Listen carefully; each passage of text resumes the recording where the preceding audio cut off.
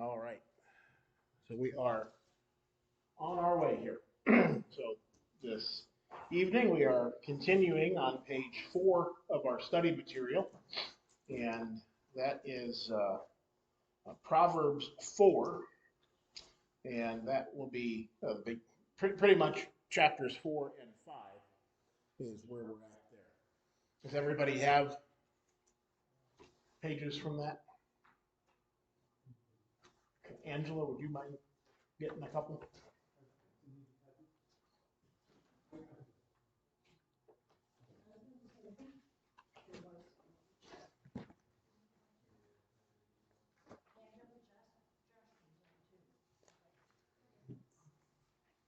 All right.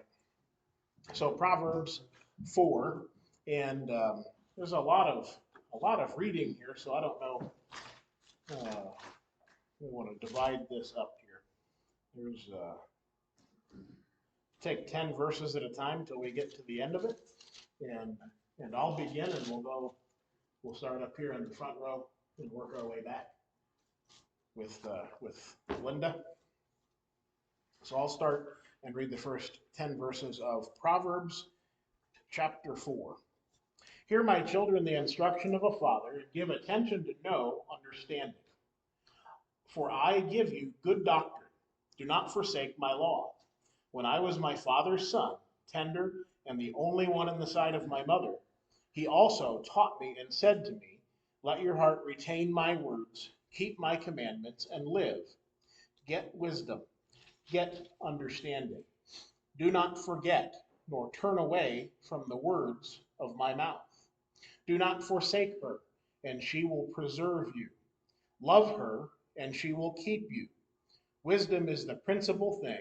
Therefore, get wisdom, and in all you're getting, get understanding. Exalt her, and she will promote you. She will bring you honor when you embrace her. She will place on your head an ornament of grace. A crown of glory she will deliver to you. Hear, my son, and receive my sayings, and the years of your life will be many. I have directed you in the way of wisdom. I have led you in upright paths. When you walk, your steps will not be impeded. And if you run, you will not stumble. Take hold of instructions. Do not let go. Guard her, for she is your life.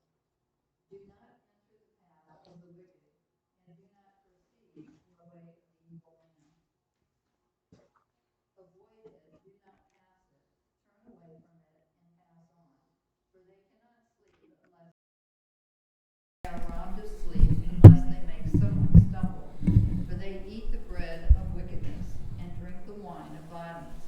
But the path of the righteous is like the light of dawn, that shines brighter and brighter until the full day. The way of the wicked is like darkness. They do not know over what they stumble. My son, give attention to my words. Incline your ear to my sayings. Do not let them depart from your eyes. Keep them in the midst of your heart. For they are life to those who find them, and health to all their flesh. Keep your heart with all diligence, for out of it spring the issues of life. Put away from you a deceitful mouth, and put perverse lips far from you. Let your eyes look straight ahead, and your eyelids look right before you. Ponder the path of your feet. Let all your ways be established. Do not turn to the right or the left. Remove your foot from evil. And then Josh, go ahead and pick up with verse 1 there. Chapter 5? Yeah. Okay. My son, pay attention to my wisdom. Lend your ear to my understanding, that you may preserve discretion, and your lips may keep knowledge. For the lips of an immoral woman drip honey, and her mouth is smoother than oil. But in the end she is bitter as wormwood, sharp as a two-edged sword. Her feet go down to death, her steps lay hold of hell. Lest you ponder her path of life, her ways are unstable. You do not know them. Therefore hear me now, my children, and do not depart from the words of my mouth.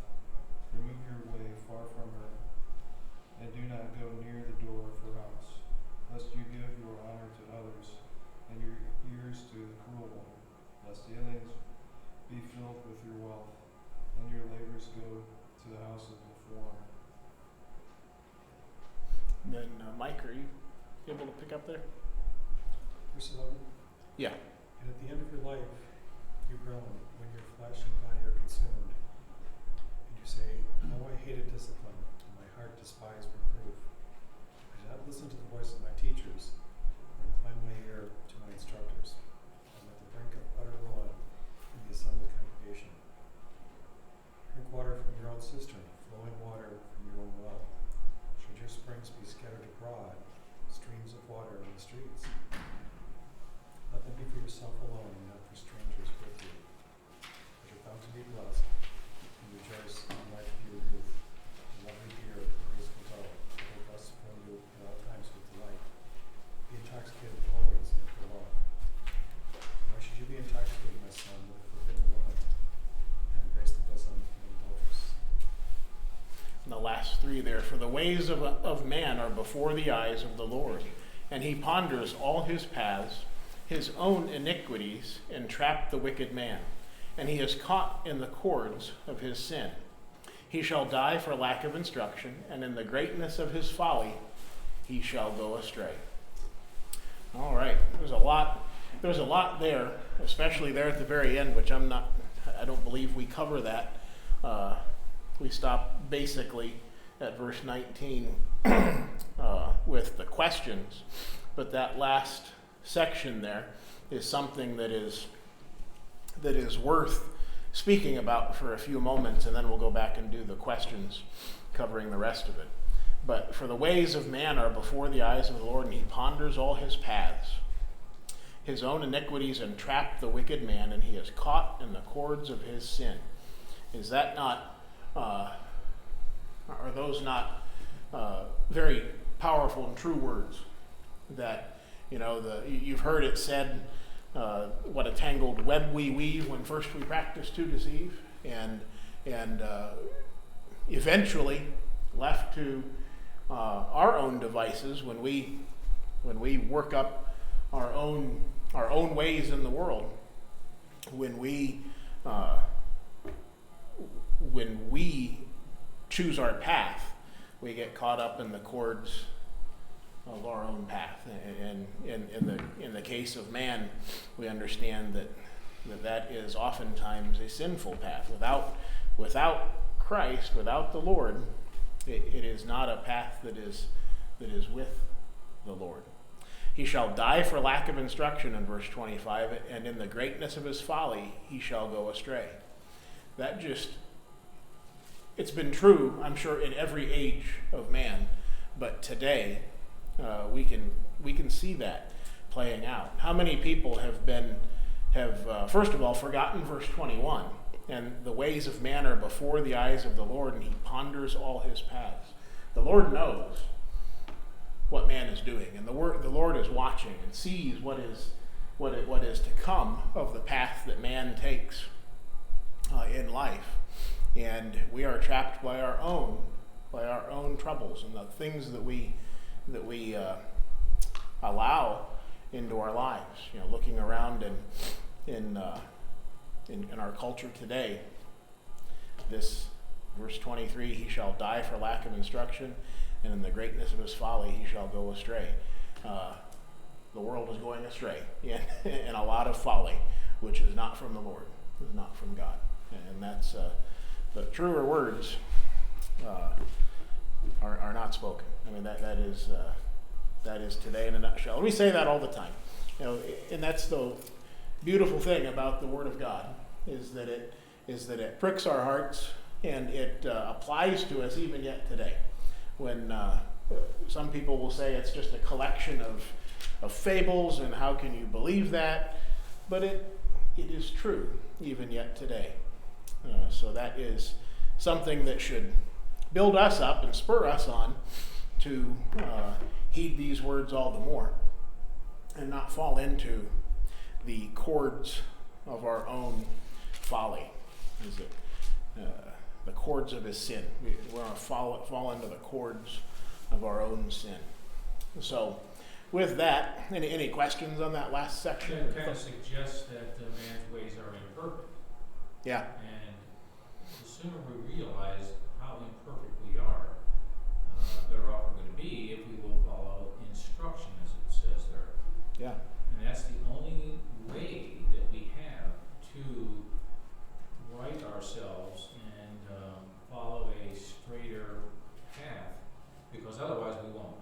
Yeah. I don't care how good you are, and there's a lot of good people in this world, Right.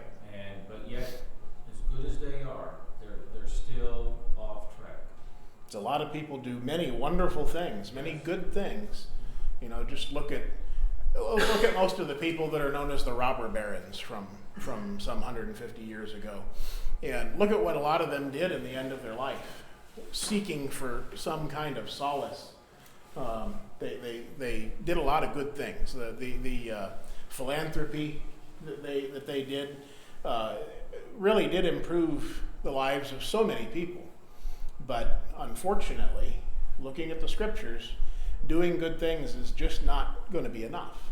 It's not what will save people. But that's, again, what so many are planning their eternal hope on, is the good things that they've done. And that's it's a wonderful thing to do good things. And in fact, if you are a child of God, doing good things is it's a fruit of what we would expect. We would expect no less from those that are seeking Christ and following in His path. But that in and of itself is not going to save anybody. And that kind of leads us right here to question number 1. In the first 6 verses, having gotten wisdom and understanding, what things should we not do? Don't forget, don't turn away, and don't forsake. Yeah, exactly. Retain His words in your heart, and that's absolutely what all mankind needs to do. And what things should we do with wisdom? Retain His words, keep His commands, get wisdom and understanding.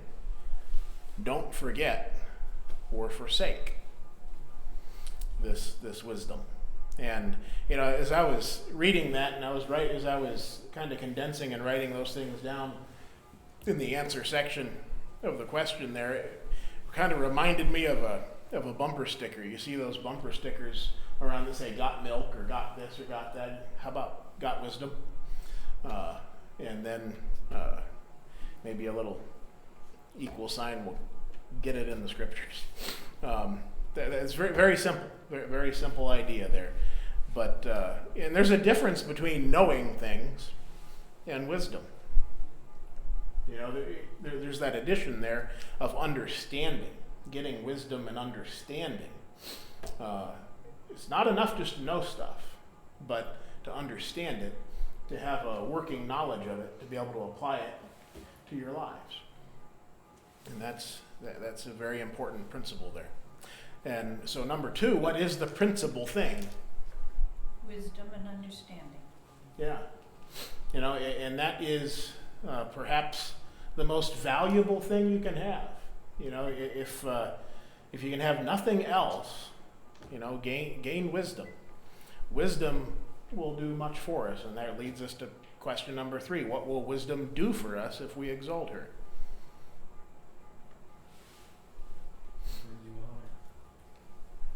Yeah, I have it'll promote us as the words that I have in my New King James. Anybody else you have bring us honor?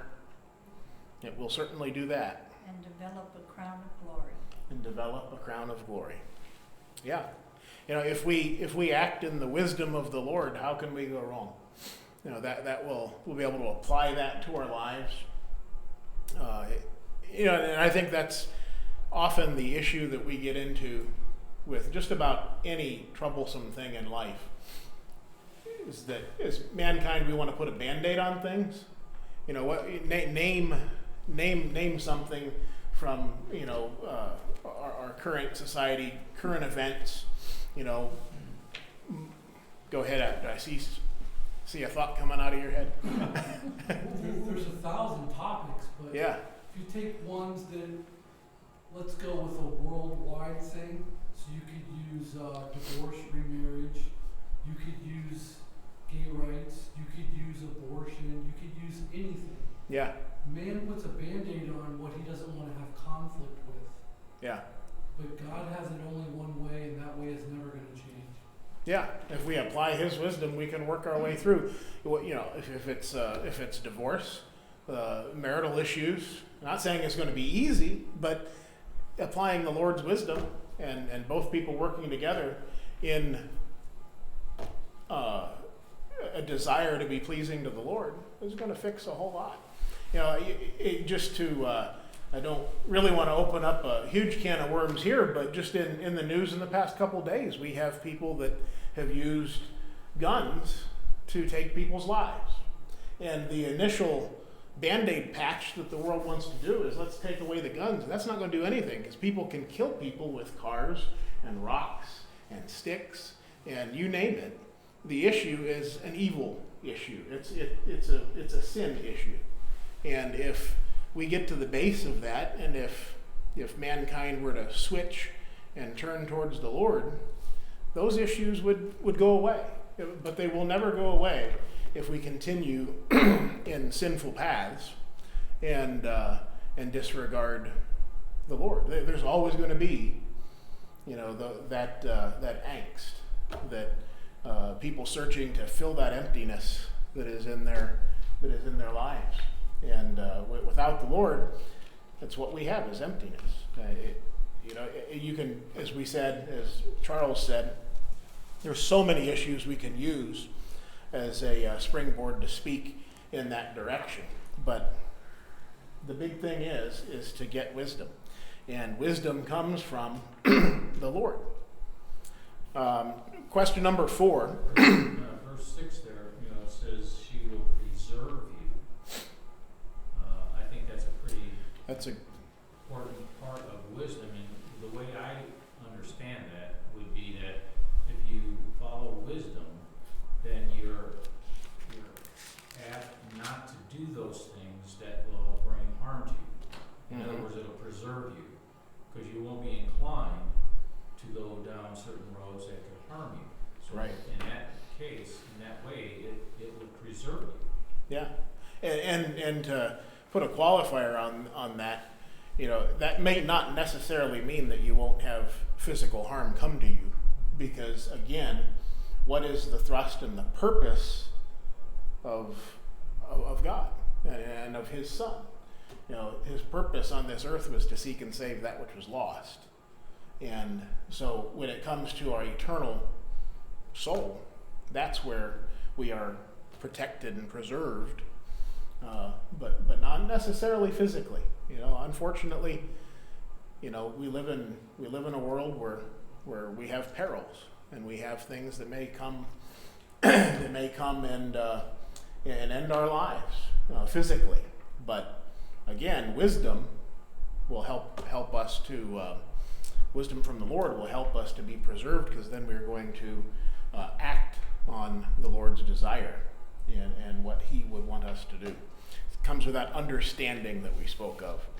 It'll help you in your own life. But I'm kind of getting at, it'll help you in your own life. Oh yeah. From doing things to yourself that you just bring in harm to yourself. Yeah. But if you follow wisdom, you're not apt to do that. I don't know if it was you and I, Jim, or somebody recently talking in the back after one of the services. We were talking about how these same tenets that we see in the scriptures find their way into, you know, the self-help groups, whether it be the Alcoholics Anonymous and so on. We were talking about that the other day, that those same tenets that we find that are godly tenets find their way into those things that are secular. And an honest mind will look at those things and say, okay, these are good things, and if I do these things, I'm going to be in less trouble. It's going to... It's an old saying that we're our own worst enemy. For sure. For sure. I mean, you just get rid of all the people in the world, all the problems would go away, right? But that's just not tenable. You know, that is eventually the Lord's choice. All right. To his point, when you're talking about like with wisdom, you kind of helps you get out of your own way. As you get older, as you get wiser, as you research more, you find out more of what you shouldn't do, right?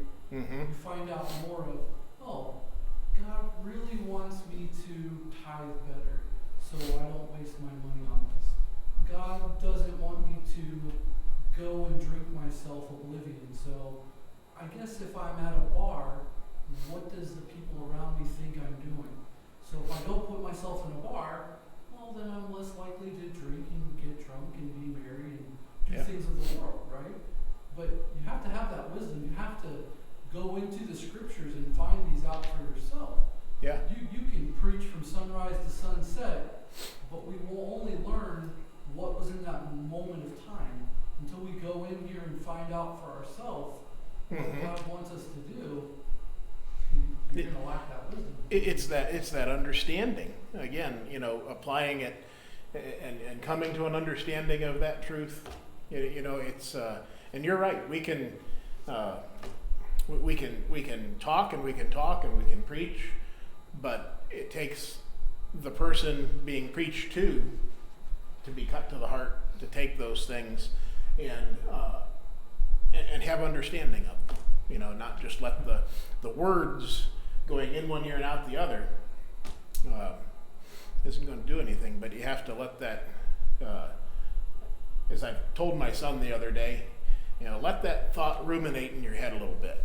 Let that sit there and take hold. And that's what we have to do in our spiritual walk. Good point. As I've said once and at least 1,000 more times, I guarantee it, we learn from our mistakes. We all know that. But why do we fall down? We learn to pick ourselves back up. We learn not to do that again. We learn you have to sometimes fall in order to grow up and be a bigger, stronger you. Some of the most experienced people in the world didn't just jump into that. They had to make many mistakes along the way. Yeah. If they had stopped trying to invent the light bulb after a few tries, well, then we might not have the light bulb, right? Yeah. We had to learn to keep failing. We had to learn to keep going back, not to give up. If we give up on anything in life, does God give up on us? Right. He's here to the end. We should be here for the end for him. Yeah. Yeah, absolutely. Number 4, what will be true of us in our journey of life if we have been taught in the way of wisdom? Our steps won't be impeded and we won't stumble. Yeah, and that goes right hand in hand with what we were just talking about. That, if we apply these things, if we allow ourselves to be taught in the way of wisdom, and not forsake the law, and if we do retain his words and keep his commands, if we do get that wisdom and don't forget, going back to question 1 there, we will not be hindered nor will we stumble. And that, it comes to experience. We know, to the point just a moment ago that Charles was making, hopefully we learn from our mistakes.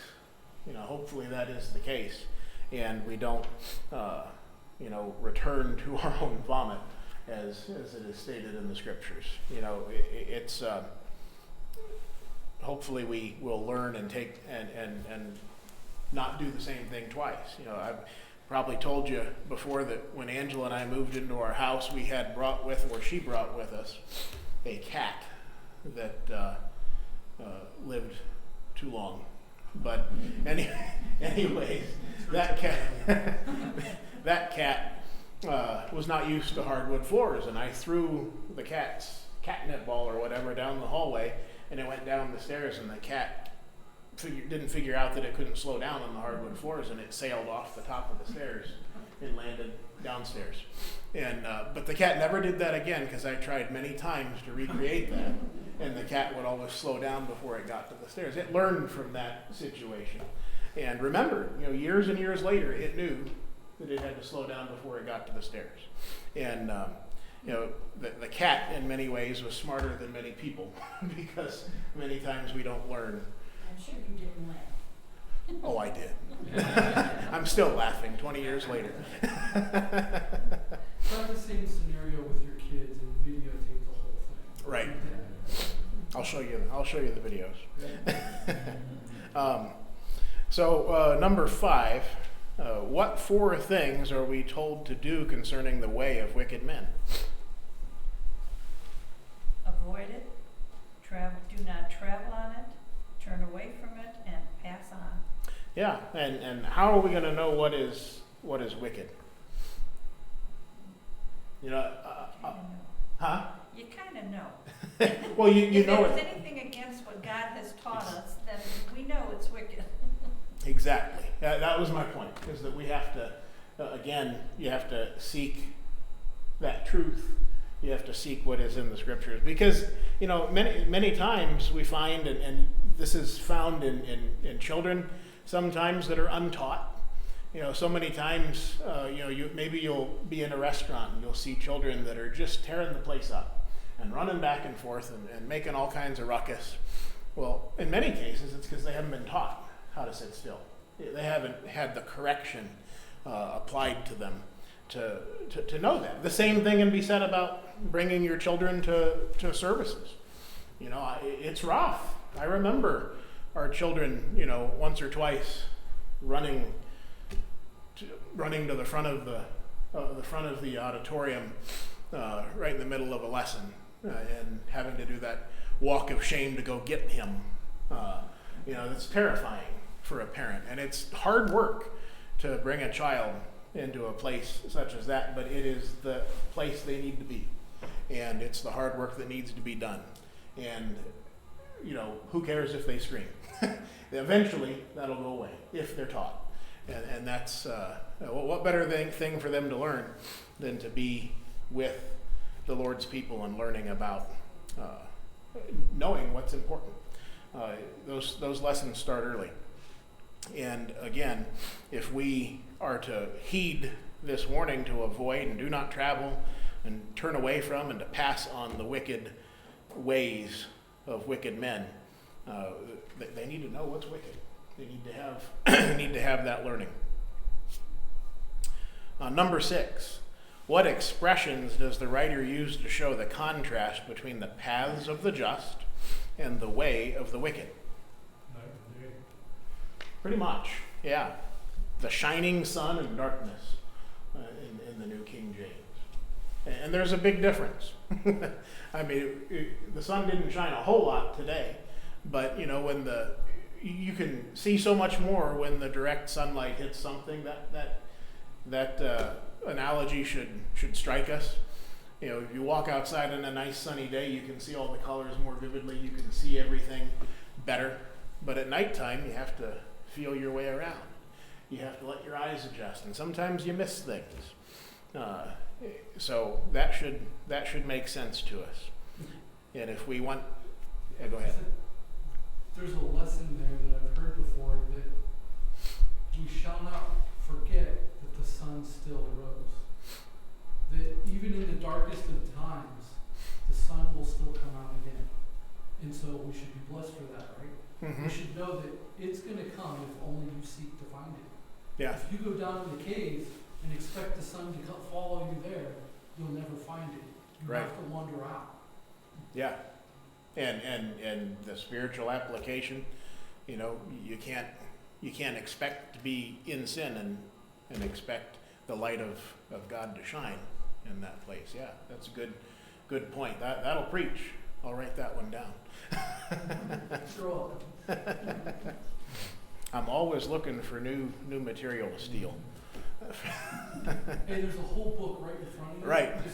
Right. There's plenty of Yeah, and it. it's not copyrighted or anything. That's weird. That's a good thing. So, number 7, why is it important to keep our hearts with all diligence?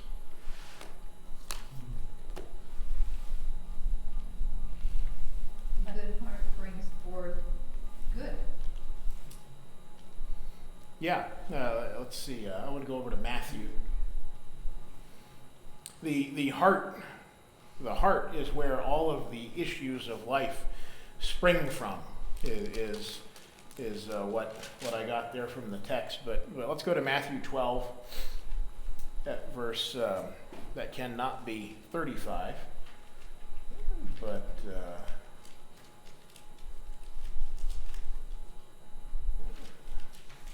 Let's see. I'm in the wrong book. I do that all the time. Matthew 12. If you get to Matthew 12:35 before me, then go ahead and read it. A good man out of a good treasure of his heart brings forth good things, and an evil man out of the evil treasure brings forth evil things. Yeah. And then Proverbs 23, a few pages over from where we were. Proverbs 23, and then at verse 7. For as he thinks in his heart, so is he.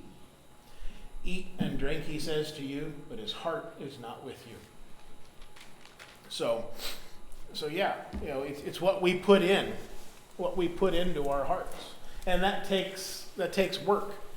If you turn on the television, if you turn on your smartphone, if you turn on the computer, if you turn on the radio, there's going to be things there that you're going to hear. Just on the way here, I found myself scanning radio stations in the car, and I had to turn it off because of some of the commercials that were coming on. I had to hurry up and click the button. There's all sorts of things that pop up, and we have to make sure that we keep our hearts as clean as we can. It takes work, diligence, meaning work. Charles, you had your hand up. You preached the other day, this is a garbage in, garbage out analogy here. It's also an analogy of if you go to the Lord, but you're not willing to change, He might not be able to help you. You have to be able to change, the willingness to change, the willingness to accept His word in order to be under His command. Yeah, absolutely. Yeah, that's that. Again, going back to the end of this chapter, the ways of a man are before the eyes of the Lord, and he ponders all his paths. His own iniquities entrap the wicked man.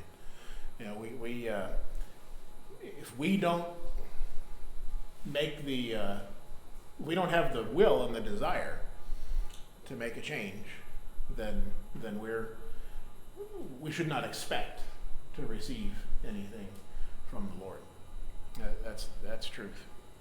I found another verse too that goes along with that. Proverbs 12:2. A good man will obtain favor from the Lord, but he will condemn a man who devises evil. Yeah.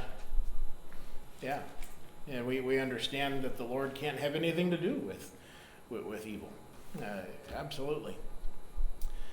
So, are we going to quarter till? Is that the? At quarter till, we'll have 5 minutes left. Oh, okay.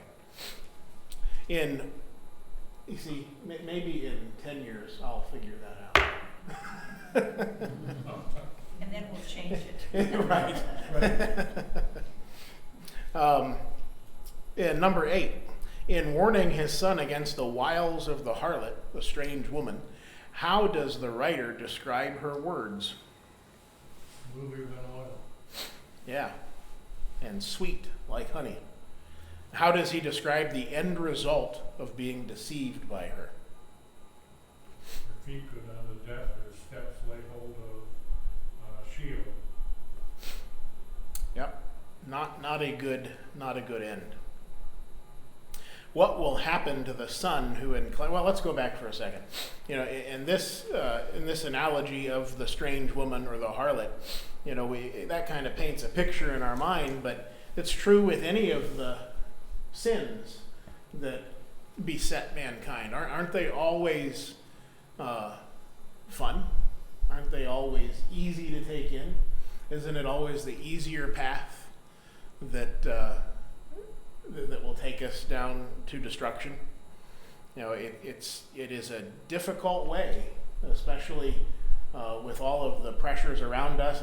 In some ways, I don't know I spent many years teaching young people that there was no such thing as peer pressure, that it wasn't an actual force that they had nothing to do with. It was all inside their head. And it really, that idea of wanting to fit in with others, it comes from here. It's not a force you can't overcome, is my point. It's not like gravity.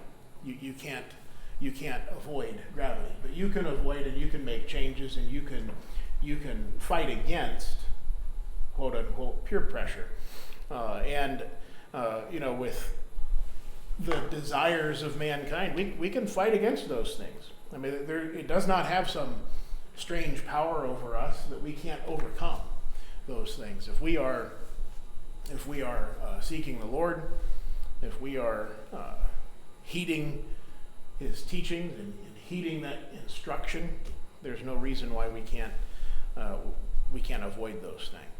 God only forbids those things that are harmful to us. Right. So, but we just have this attitude, well, so what, harmony. You don't think of that going in, though. Right. Like they say, it's easy, and like these verses right there say, it's tantalizing, and you just kind of get sucked into it. Yeah. But God never forbids us from doing anything that would harm us. Yeah. And we've all lived long enough to understand, how difficult it can be to get out of our own way, to get a desire out of our mind, to keep us from to keep yourself from doing something that you probably shouldn't do. That wisdom tells you this is not a place I should be. This is not a thing I should be doing, and it's sometimes really hard to turn that boat around. And so this is nothing new to us, but we have the answer in how we can be stronger and how we can, going back to question number 4, how we can not be hindered and not stumble. And that's verse 12 of chapter 4. When you walk, your steps will not be hindered, and when you run, you will not stumble. And that's if, going back to verse 10, hear my son and receive my sayings. If we are taught in that way as wisdom, if we take that wisdom in, then we will not stumble.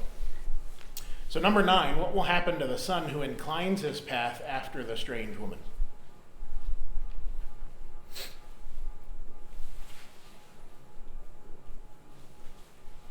I have that honor, wealth, and his labors of his life will be given to others, and his flesh and body will be consumed. And that's in verses 9 through 12 of chapter 5. And and that's it's a lesson for us as Christians. If we come to know the truth and we are obedient to the gospel of Christ, and then we follow the path of iniquity and lose our way along the way, then all that hope, all of the things that we have worked so hard for to put off in our life, all of that labor, that wealth of the eternal promise, those things are going to go to others. That still applies. You can find an application for that yet today, even though these words in Proverbs are very old. Any thoughts there? All right. Number 10, to finish us out here. In contrast to this, the writer compares the true and faithful wife with what? Fresh spring water. Where'd you see that? Oh, I didn't write down where I saw it. Oh, okay. I saw it though. I have a loving deer and a graceful doe. Yeah, that's what I have. And you know what? In verse 18, it does say, let your fountain be blessed and rejoice with the wife of your youth. Running water from your, in verse 15. speaks of water. But yeah, anyway, there's a loving deer and a graceful doe and that, creates in our mind a thought of beauty. I suppose, does anybody ever run into a loving deer? They usually just run away from me when I try to get close to them. But we get the idea. It paints a picture in our mind very well. Any other thoughts or comments? All right.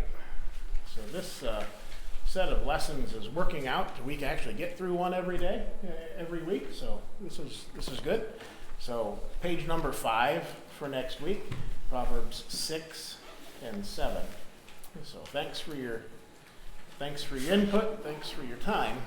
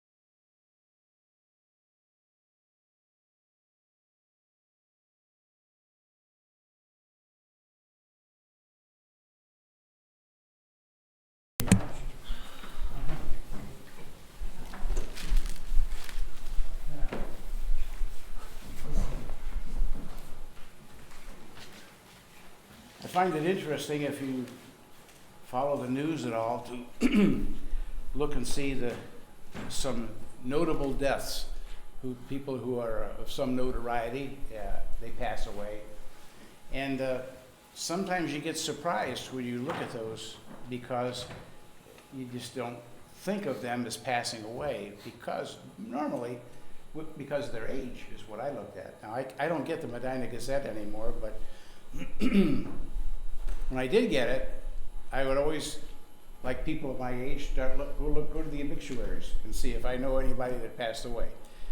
And I find that is still the case with some papers that I get from my work, and I see a lot of guys that I worked with that have passed away. And a lot of them were older than me, and some were younger than me. And I just want to talk a little bit about what it says in James chapter 4, and beginning at verse 13. And while you're turning there, one of the things that I saw today was that an actor died that I kind of liked, Ray Liotta. You may have seen him in movies. He was 67, and he died in his sleep down in South America. He was making a movie or something. And it got me to thinking about 67, that's a few years behind me.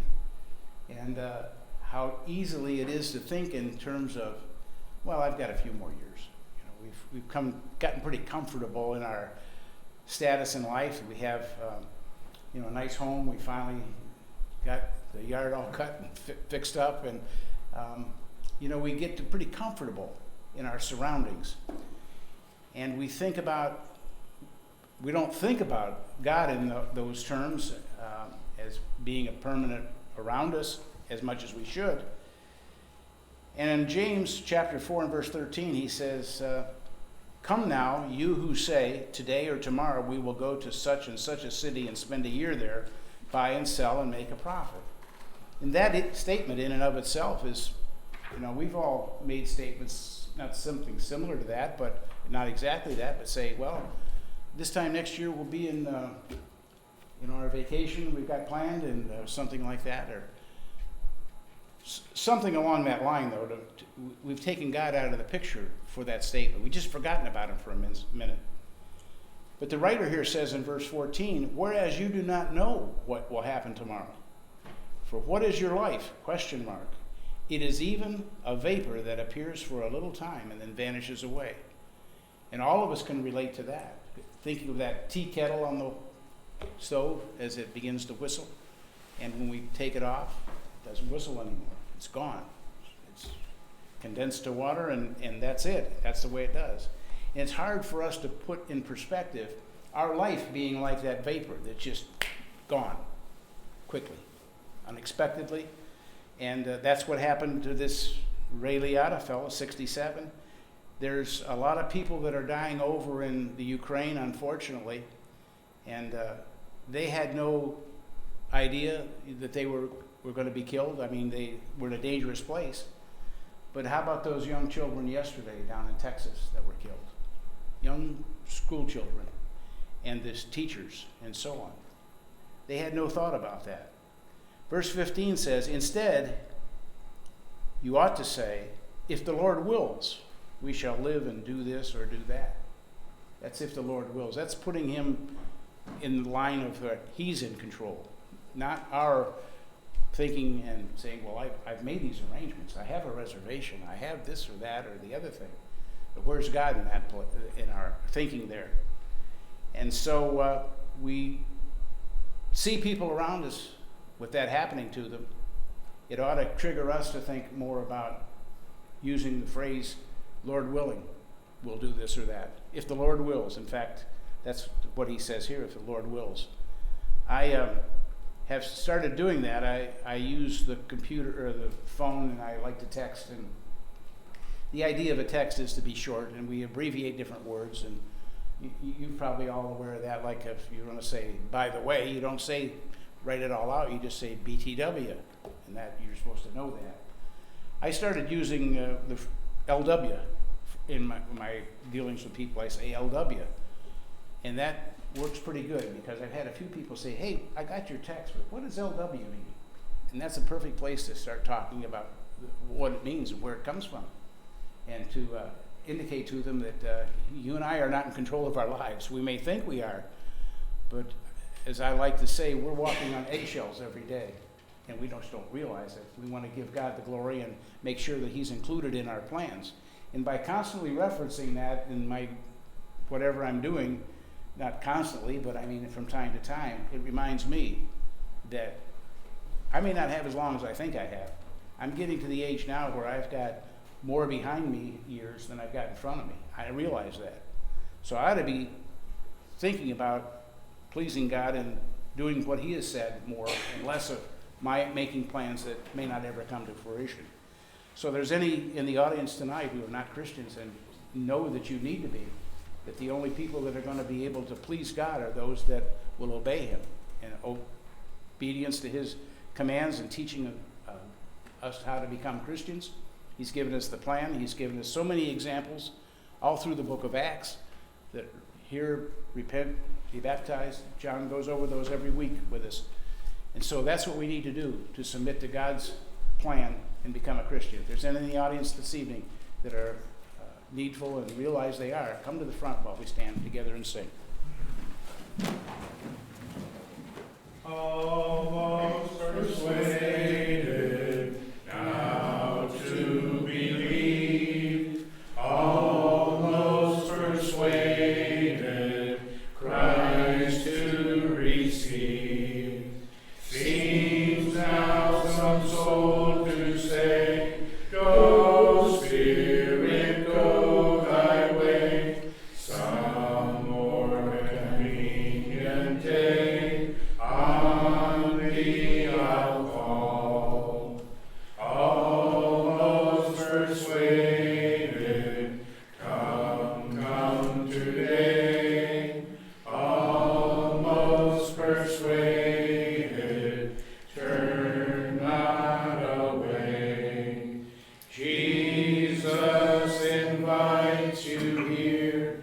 Angels are lingering near. Prayers rise from hearts so dear. Oh, wonder come. Almost persuaded, harvest is past. Almost persuaded, doom comes at last. Almost cannot avail, almost is but to fail. Sad, sad, that bitter wail, almost but lost. I don't know of any, excuse me, I don't know of any other announcements that need to be made. Let's remember, Lord's Day morning, 9:30 Bible study, 10:30 worship. So if there's nothing else, then we'll ask you to bow and we'll be dismissed. Dear Lord, thank you for this day that we have to worship you. Dear Lord, we all have a safe trip on our way home. Pray, Lord, those who are traveling, be safe. Pray, Lord, thanks for your